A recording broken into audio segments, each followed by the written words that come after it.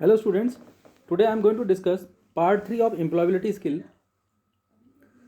feedback in communication and effective communication. Communication cycle, starting with the communication cycle. Communication is a process of exchanging verbal and non-verbal messages. It is a continuous process.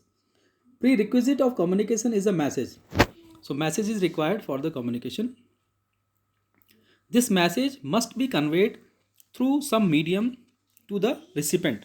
Recipient means the person who received the message. It is essential that this message must be understood by the recipient in the same term as intended by the sender.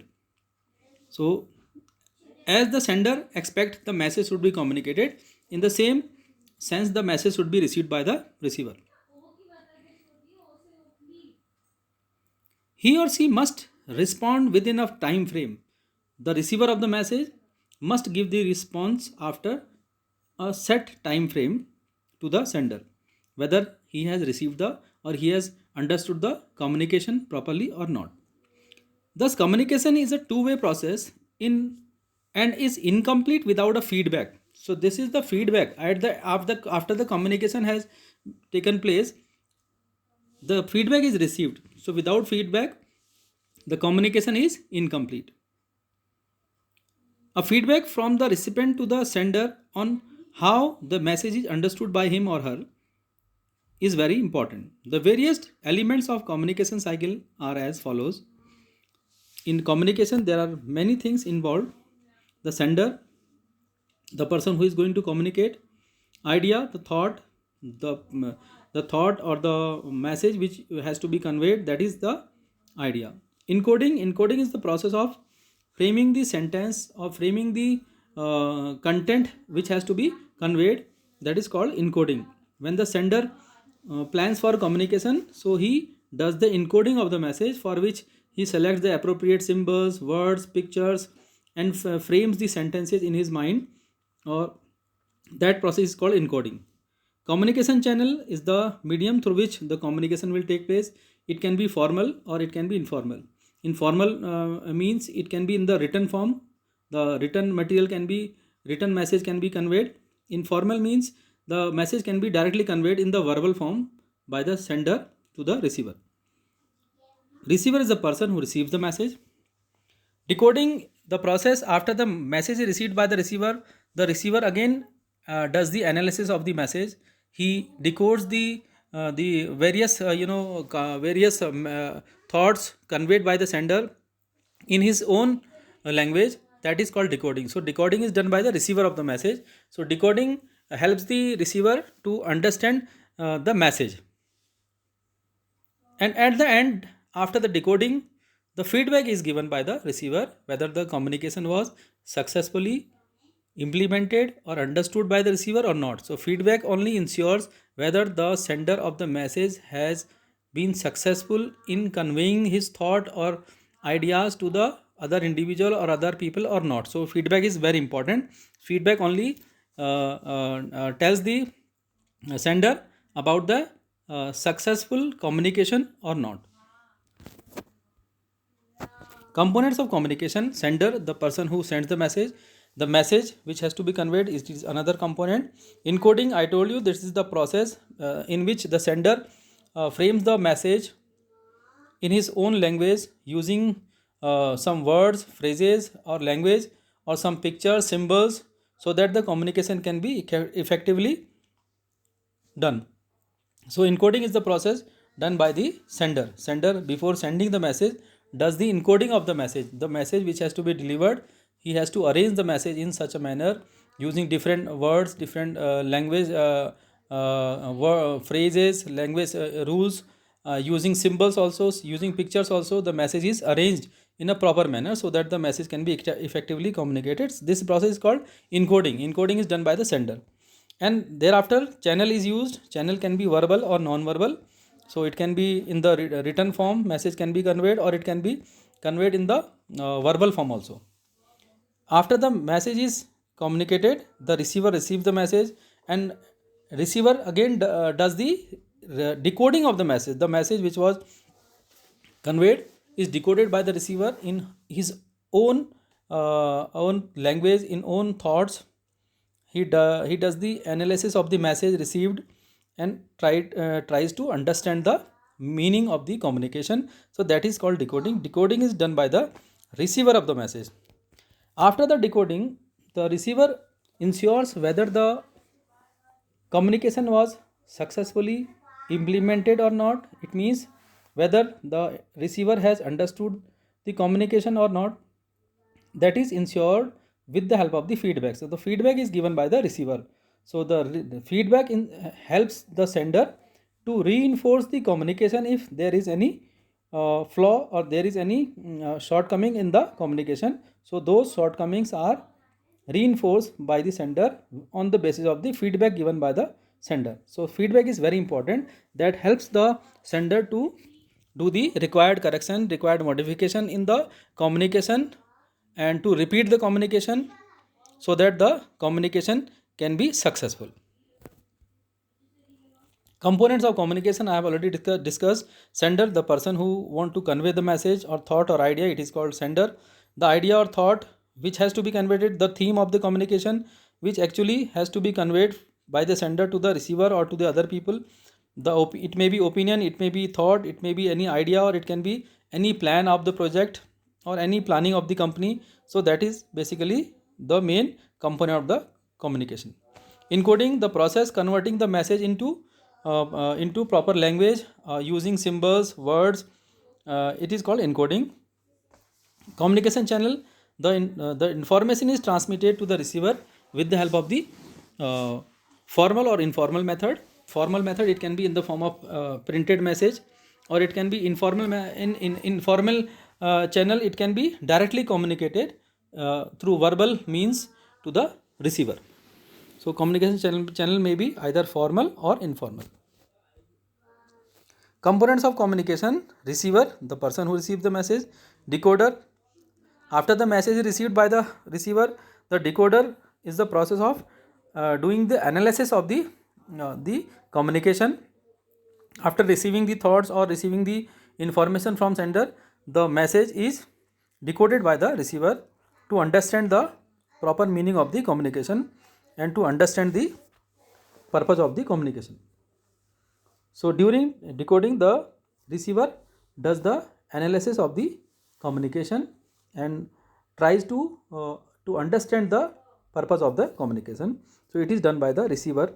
After that decoding is done, the feedback is given by the receiver whether the communication was successful or not, whether the receiver is able to understand the communication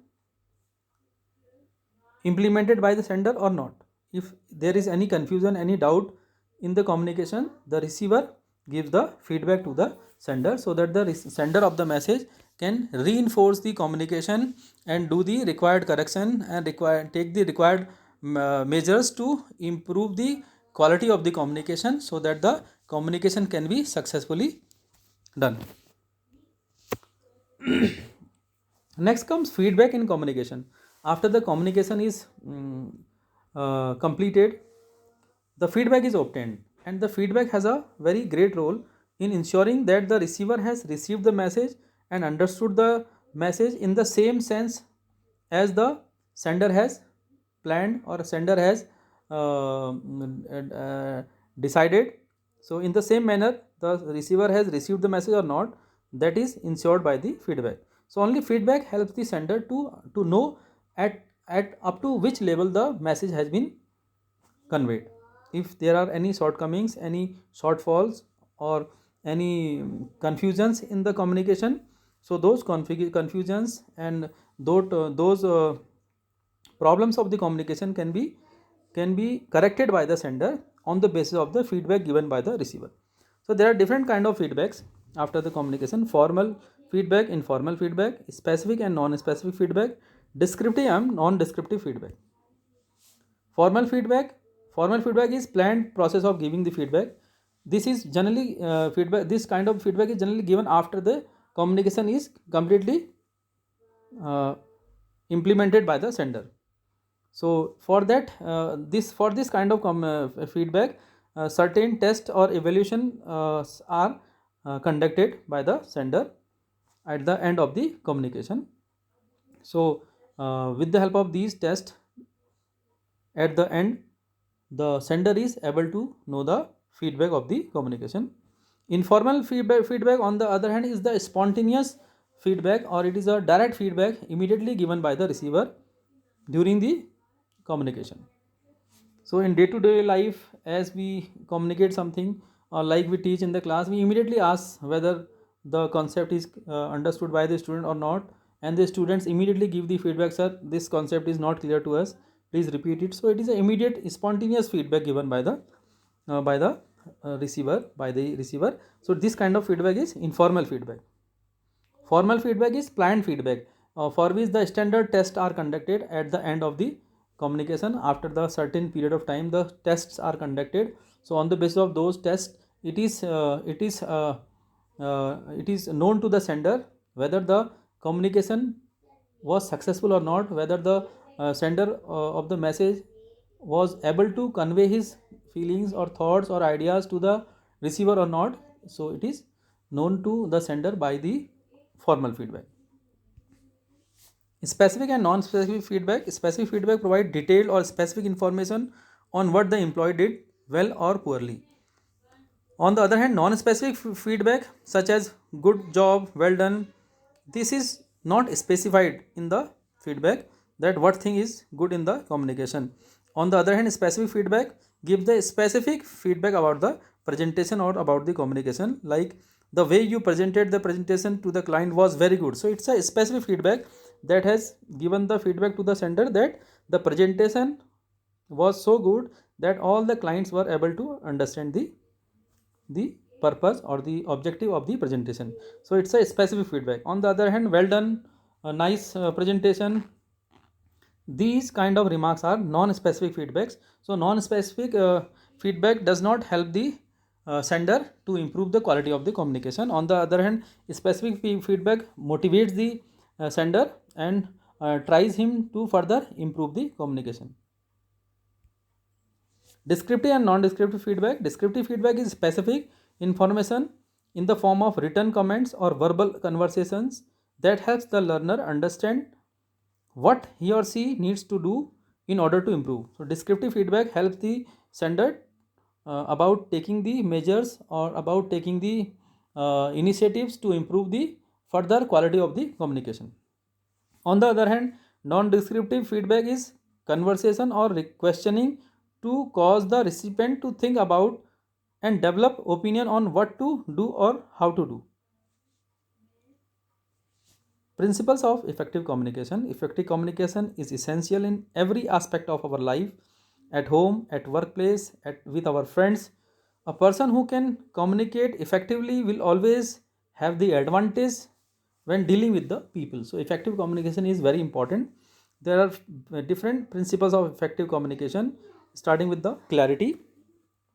Clarity is the idea of or the message to be communicated should be very clear, and it should be well spelled out. So clarity means it should be worded in such a way that the receiver understands the same thing which the sender wants to convey. So it is the thought or the message must be clear. Next is attention. In order to make communication effective, the receiver's attention is very important. So the sender of the message must get the attention of the receiver or the attention of the audience. Consistency.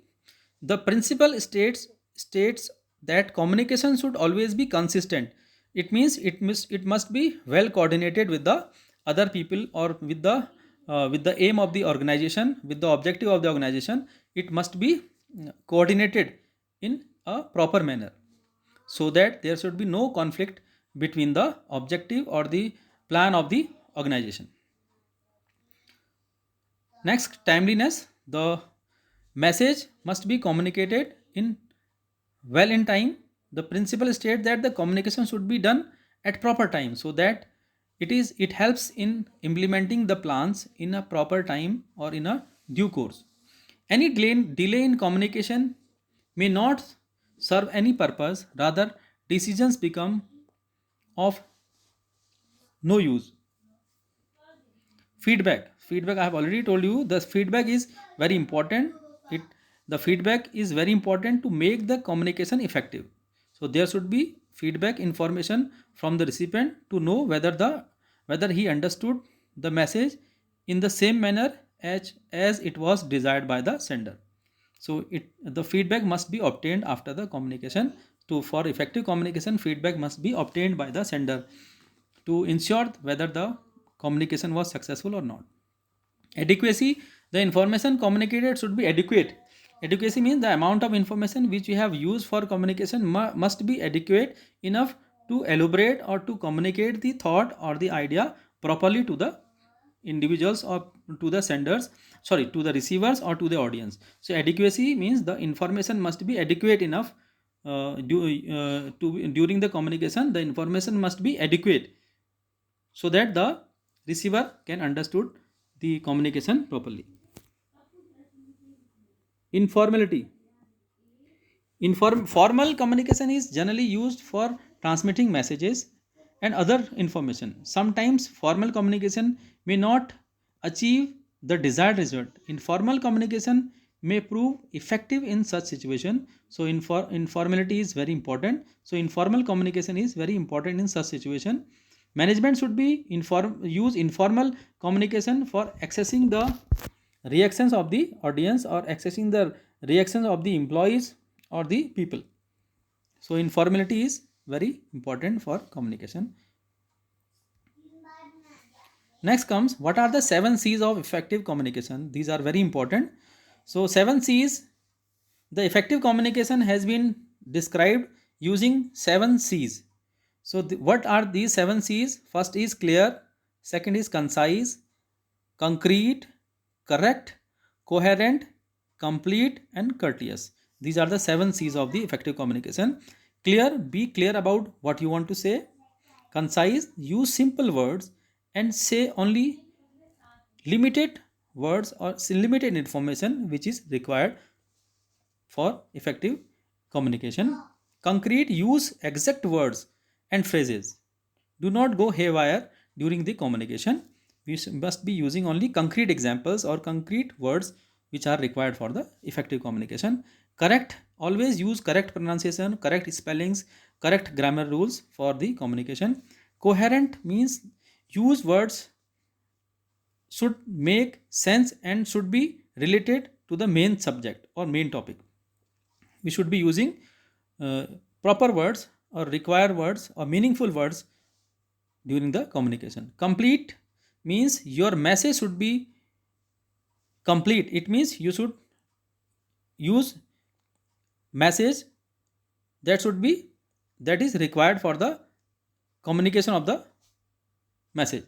Your message should have all the needed information. Complete information should be in the message. Courteous, be respectful to the audience, to the people. Always use kind words, thankful word during the communication. Always give proper respect or due respect to the audience or to the receiver of the message. So what are the 7 C's? I am going to give you brief once again. Clear, convey your message in an easy to understand manner. Use short, simple sentence while speaking or writing.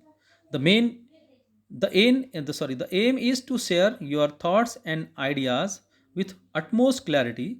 The message needs to clear rather than the recipient have to assume things and asking you for more information. So it must be clear so that there should be no confusion to the sender, so that he should not be asking you later on about more information. So it must be clear. Next is concise. Concise means to the point without using lot of words. Avoid using fillers words like you see, I see, at this point time. Unnecessary phrases, unnecessary words should not be used during the communication. Be concise, saves the time of both you and the receiver of the message. Concrete means specific, meaningful, and clear. The message must be concrete. It gives focus to your message without being vague and general. So it helps the receiver to understand the exact idea. Concrete use of available facts and figures adds to the authenticity of the message. Correct. The message being communicated must be correct. Correctness refers to the correct grammar, punctuation, and spellings. Though mistakes are never intentional, yet they spoil the image of the sender. So we have to be very correct while using the language. We have to follow the rules of language, proper grammar rules, proper punctuations, proper spellings, and proper pronunciation of the words. Consideration means it is simply keeping in mind the audience requirement. We must keep the requirement of the audience. We have to consider the audience first, the receiver of the message first.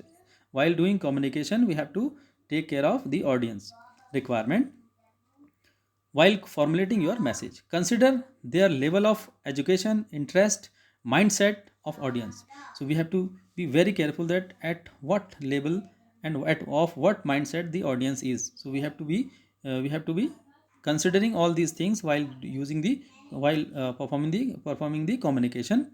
This will result in positive outcomes during your interactions. When you are truly considerate, you try to show sincere regards for their interest and benefits. So we have to give sincere regards to the interest and the benefits of the receiver or the audience. So we have to be very very considerable, or we have to considerate the audience during the communication. Complete means a message. Complete message gives the user all the information and is clear and detailed. When your message is complete, your audience knows exactly what needs to be done. Make sure that all the facts you want to convey in your message are accurate and there is a clear call to action present in your message. So message must be complete. Courteous. In business meetings or in the business seminars, while doing the communication, in everything starts and ends in courtesy. So courtesy means not only thinking about receiver but also valuing them and valuing their feelings and giving due respect to them. Much can be achieved by using polite words and gestures, being appreciative, thoughtful, tactful, and showing respect to the receiver. So, we have to be showing proper respect to the receiver or to the audience. Courtesy builds goodwill. If we'll be behaving with the courtesy, so it will make a goodwill. A courteous message will leave the speaker in a positive mindset rather than negative. So we have to be very courteous while performing the communication. It is also a very important part of the communication, part of the effective communication. We have to be very courteous for the audience or for the receiver of the message. We should be giving them proper regard, proper respect while performing the communication. So dear students, this was all about the effective communication and the feedback role of feedback in the communication. So you have to make the proper notes of all the concepts covered in the under the employability skills so far. So you need to make a proper notes. So for right now, thank you.